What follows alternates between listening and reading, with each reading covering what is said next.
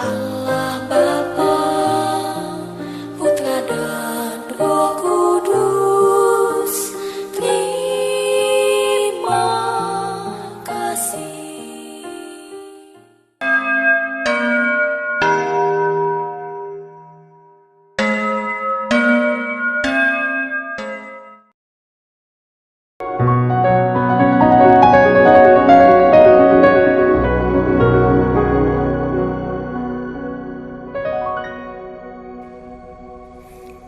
Shalom, selamat pagi.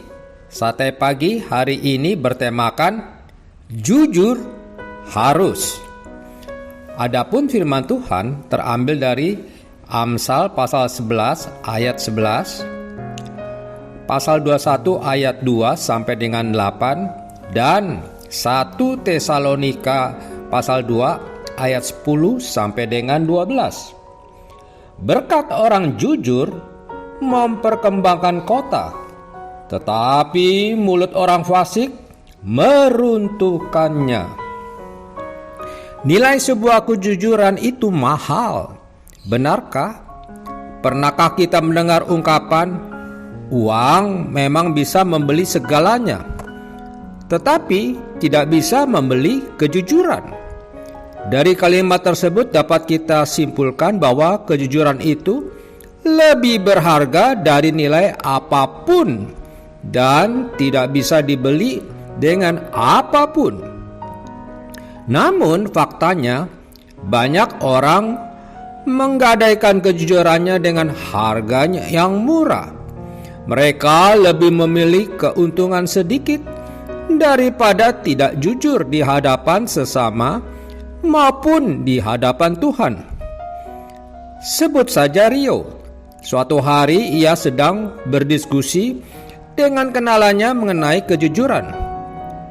Orang itu berkata kepadanya, "Hidup di kota Jakarta ini, kita jangan terlalu jujur, kawan.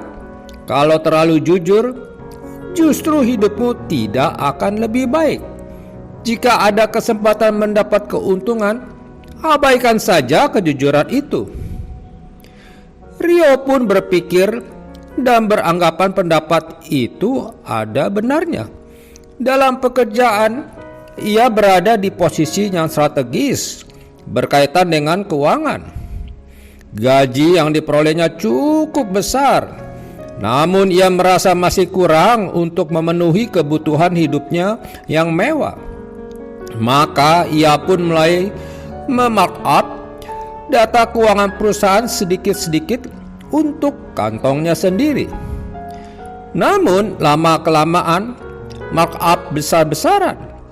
Beberapa kali ia lolos dari audit finansial, namun pada pemeriksaan terakhir ia tak bisa mengelak dari fakta dan data yang ditemukan auditor karena adanya penggelembungan biaya produksi dan pengeluaran perusahaan.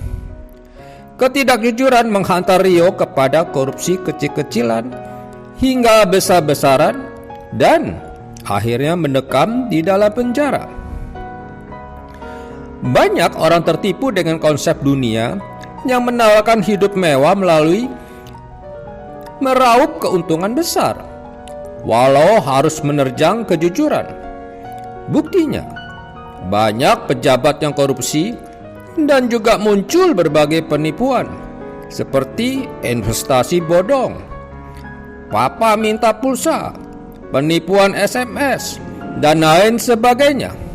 Mengatasnamakan kebutuhan hidup, mereka rela membohongi, menipu, dan memalsukan. Yang sangat disayangkan, ada juga orang-orang yang mengaku hamba Tuhan dan anak-anak Tuhan, namun ternyata bermaksud menipu demi memperkaya diri. Apakah Tuhan terlalu miskin untuk memberkati kebutuhan hidup manusia? Tidak. Manusialah yang terlalu kaya atau nafsu keserakahannya dengan dalih kebutuhan hidup.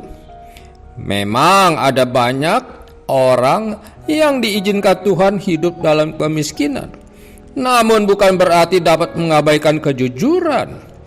Adanya kemiskinan bisa disebabkan alam, kebodohan, kelemahan, bencana, dan lain sebagainya. Maksudnya, agar yang diberkati memberkati yang berkekurangan, juga sebagai bentuk ujian hidup, sehingga barang siapa yang bertahan dengan nilai-nilai kejujuran, semangat, dan kerja keras, pasti menjadikan pemenang kehidupan.